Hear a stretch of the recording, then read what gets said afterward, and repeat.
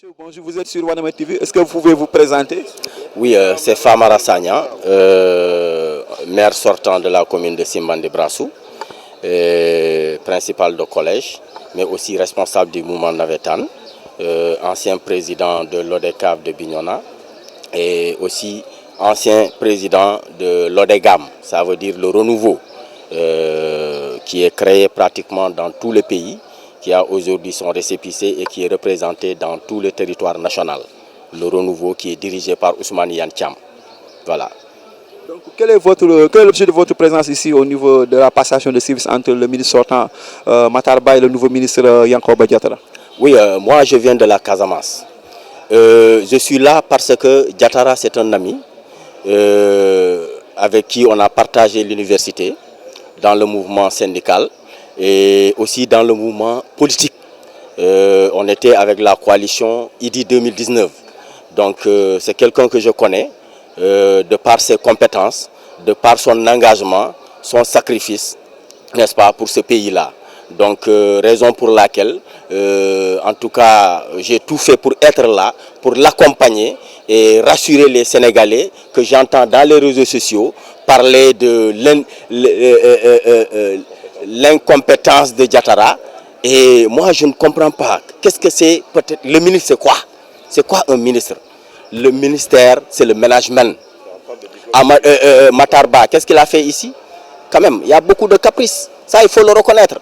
Moi, je suis d'accord qu'il soit remplacé. Nul n'est indispensable dans ce pays. Il faut que les gens comprennent ça. Mais je comprends aussi, c'est la politique. Les gens qui crient, c'est des gens qui sont souvent en Coupe d'Afrique, en Coupe du Monde, qui ne font que ces billets-là. Oui. Mais Diattara aussi, il a ses éléments, il a ses hommes. Donc, le président lui a fait confiance et je sais que s'il écoute, il va relever les défis. J'en suis sûr, c'est un syndicaliste que je connais, un homme politique, n'est-ce pas, que je connais, et je sais qu'il va relever le défi. Et nous allons l'accompagner, nous sommes prêts à l'accompagner, parce qu'aujourd'hui, même dans le mouvement Navetan, ça ne va pas. Ces deux structures-là, si tu vois que le renouveau est créé, c'est parce que quelqu'un s'est maintenu, baron du mouvement Navetan, qui ne veut jamais quitter avec 5 mandats. On en a assez. Je ne comprends pas la jeunesse de ce pays. Une jeunesse qui dit que Macky Sall ne doit pas faire le 3e mandat alors qu'on laisse quelqu'un, Amadou Kane, faire 4-5 mandats.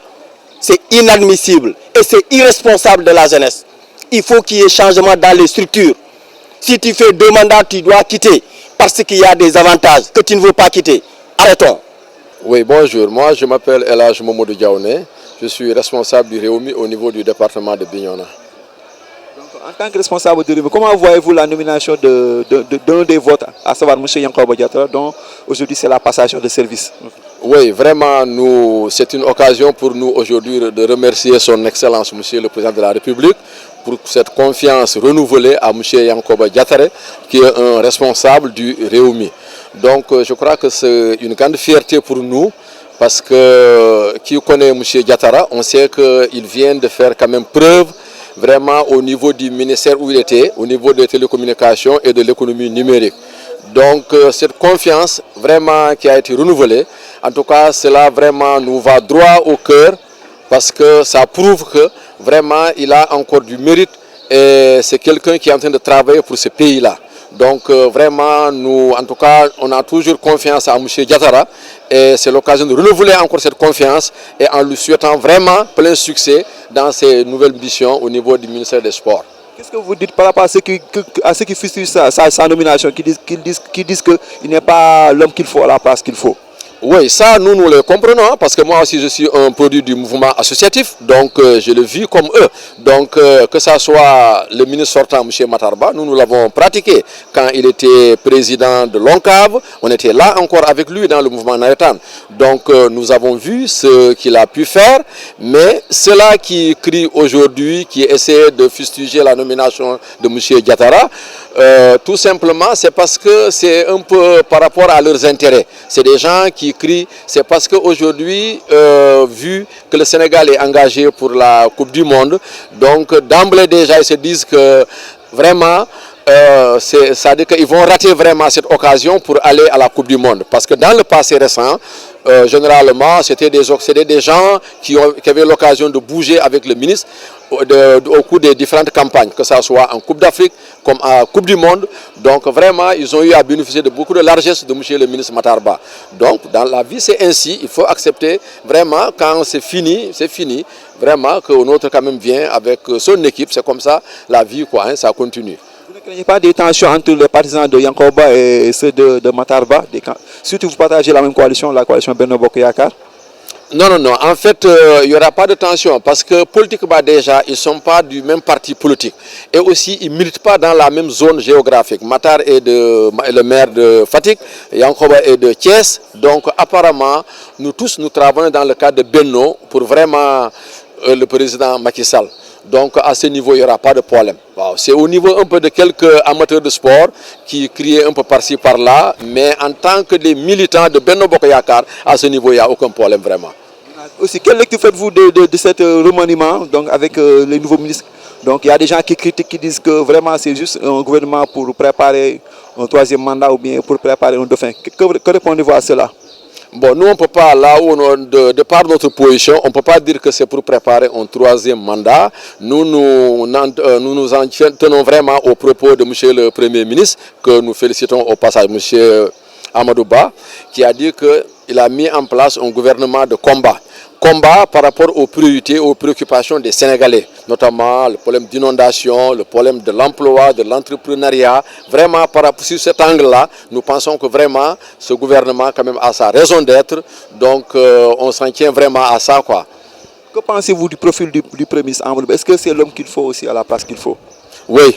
Ça aussi, il faut le dire, c'est l'homme qu'il faut à la place qu'il faut. Parce que déjà, de par ses compétences en tant que haut fonctionnaire de l'administration du Sénégal, mais aussi c'est quelqu'un quand même dans le cadre du parti, dans son parti, au niveau de l'APR quand même, il a fait ses preuves. Donc c'est quelqu'un qui a un ancrage politique au niveau de sa base, les parcelles assainies. Donc je crois que vu son engagement aux côtés du président et sa loyauté, c'est tout à fait naturel aujourd'hui qu'il hérite de ce poste de Premier ministre. Quels sont vos derniers mots? Oui, mes derniers mots quand même, c'est remercier quand même encore une fois, mes remerciements renouvelés à Monsieur le Président de la République pour cette confiance qu'il a portée quand même à Monsieur Yankoba Diattara. Et si je parle de Yankoba, c'est en tout cas c'est le parti Rewmi. Oui, et je ne manque pas aussi d'associer dans ces remerciements Monsieur le Président du Rewmi qui se trouve être Monsieur Idrissa Seck, qui est le Président du Conseil économique, social et environnemental.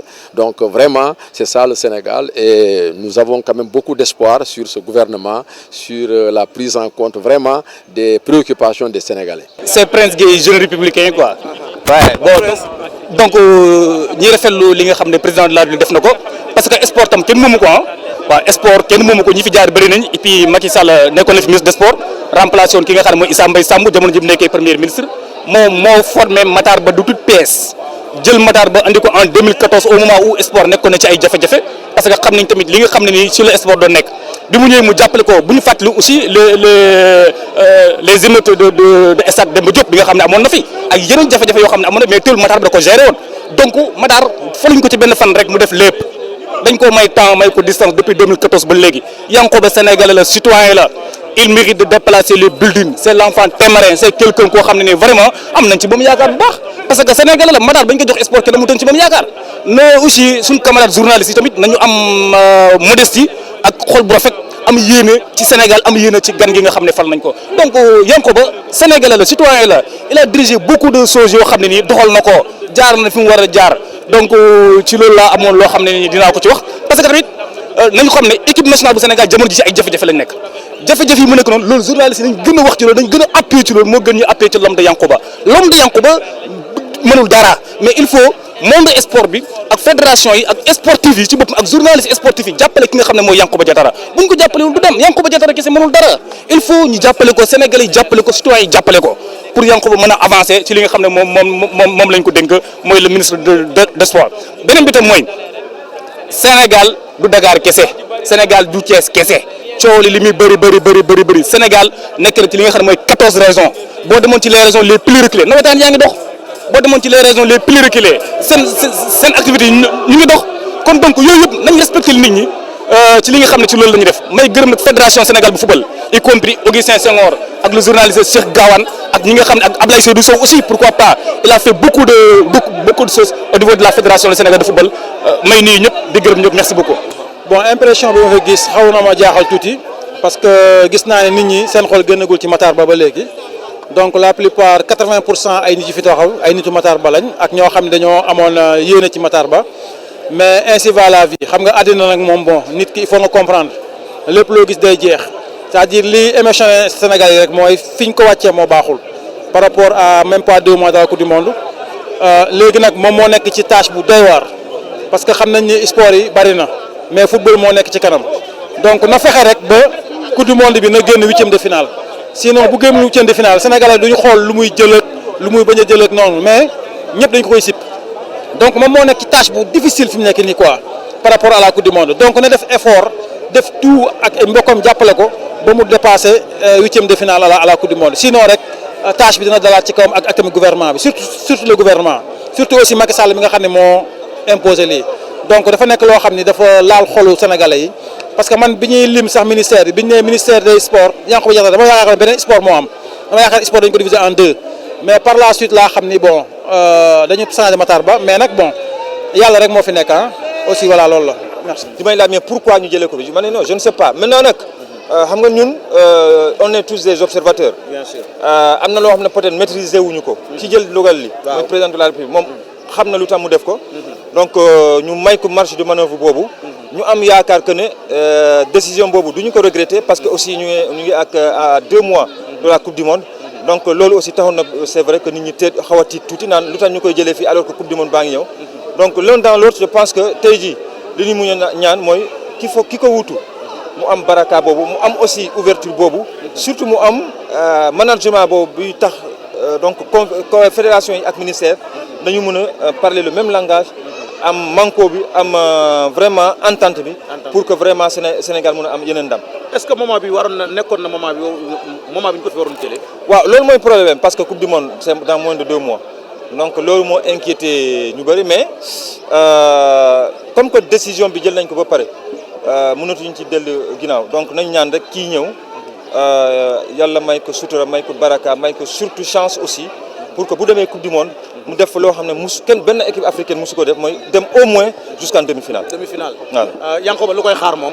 li koy xaar mooy liggéey surtout management surtout aussi am na loo xam ne dañ koy fàtte parce que ministère bi am na fi ay collaborateurs ay nit ñoo xam ne c'est des techniciens rompus à la tâche mooy secrétaire général directeur de cabinet directeur de haute compétition conseillers yi ñooñu c'est des fonctionnaires de sport et de la jeunesse yàgg nañ fi maîtriser nañu management bi je pense que dafa war a collaborer ak ñooñu léegi nag moom moo yor li nga xamante ne moom mooy la façon de manager l'ouverture ak vision bi nga xamante ne moom la chef de l'État décliné te aussi chance bu mooy am mooy que ne kii jiite réew mi bëgg na sport donc xam na ne actuellement fu ñu nekk nii ñu ngi ci benn lignée boo xam ne waruñ ci wàcc donc je pense que loolu yëpp peut-être dina ko aider pour que vraiment mu def tout pour bañ a wàcc ci lancée bi nga xamante ne moom la Sénégal nekk mooy football bi ñu continuer di régner en Afrique dem jusqu'à au moins demi-finale Coupe du Monde yeneen discipline ya nga xamante ne aussi dañu leen sous-estimé woon peut-être wala dañu leen fàttewu noonu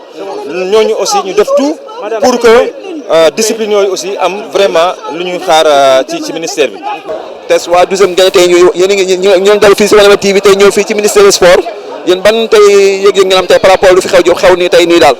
waaw tey daal dañoo am kontante di sant yàlla di julli ci Yonent bi di jóge ba Thiès nag ñëw jàppale suñu ministre bi ki nga xam ne moom la yàlla indi ci bopp mu nekk ci bopp sport bi moo war a ñu déplacé wu mais nag ñu ñoo nekk 12e Gaïndé nekk Thiès waaw di ànd ak gars yi di kii donc am nañ contacté ak mbégte boo xamante ni wax dëgg yàlla ñoo fekke si lii tey waaw moo waral tey ñu jóge Thiès ba fii déplacé wu ñëw indi sa sirène ci Xeweul TV. am na ñuy wax ne peut-être moom fu mu ñëwee baaxul ndax ku mu remplace Matar Ba def na 8 ans ak 3 mois ci sport yéen loolu naka ngeen koy jàngate ñu naan Matar il est venu au mauvais moment surtout à 2 mois du mondial.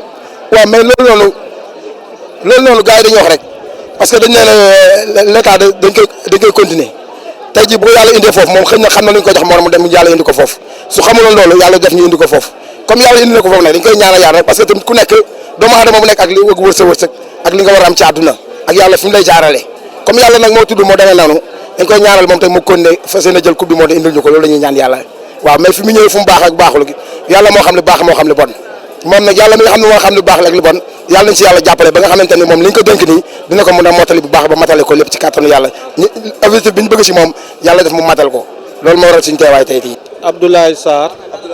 foo jógee. Kees lañ jógee. lan moo waral tey sa teewaay fii ci passation de service bi. ñëw gunge si suñu frère monsieur le ministre Yankhoba Diattara di ñaanal Matar Ba mi nga xamante ni moom la Macky Sall wóolu woon dénk ko sport bi mu am lu mu fi def mais état continuité la te maa ngi dégg nit ñi di wax rek mais dañoo xamul kan mooy Yankhoba Diattara yàgg na jàppale sport Diattara du tay la mës a jiite ay institution Kees mairie ville conseil départemental ministre ak yeneen yoo xam ni yor na ko te ku ne gis na ni mu doon taxawoo sport coupe d'Afrique bi wees rek wane na si ay firnde yoo xamante ni ñun am nañ yaakaar ni fi Matar Ba yam dina def lu ko raw te liñ koy ñaanal mooy coupe du monde bii ñu jëm incha allah mu def si résultat yu mucc ayib état continuité la Matar Ba ndaw président Macky Sall la woon mu wóolu ko ñëpp a rafetlu liggéey bi mu fi def mais tamit bu demee keneen ki ñëw dañ ko war a ñaanal xam ni Yankhoba Diattara moom Matar Ba ay frère lañ ñoo bokk parti ñoom ñëpp njabootu président Macky Sall lañ kon tey dem na ministre Yankhoba Diattara ñëw te incha allah gëm nañ ni dina def résultat ci sport bi fi Matar Ba yamoon fa lay tàmbalee def lu raw li mu defoon loolu lañ koy ñaanal ndax loolu mooy ndamu Sénégal mais ñëwuñu fi pour xiiroo wala ngaayoo Matar Ba am na mérite am na lu mu fi liggéey mais dañ ko koy accepter mais kii ñu joxit nañu xam ni du cuune daal te incha allah li ci kanam rawti bët loolu daal lañu amoon ci ay kàddu yoo xam ni dañ ko ciy sànni. jërëjëf jërëjëf merci beaucoup.